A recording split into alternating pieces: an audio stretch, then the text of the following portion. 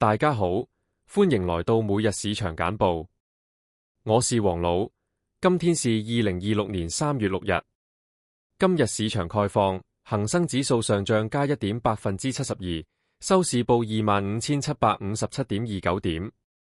今日市場總結，恒指上漲加1.72%，市場情緒樂觀。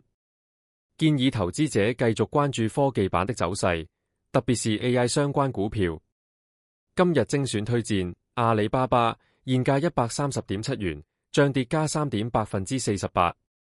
關於阿里巴巴，今日走勢上升，表現優於大市。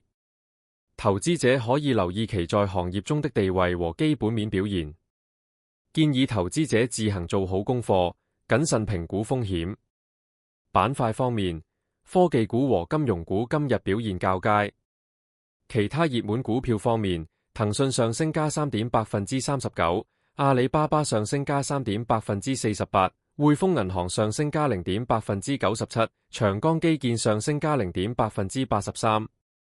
如果你喜歡這個影片，請按讚、訂閱、分享。我們下期再見。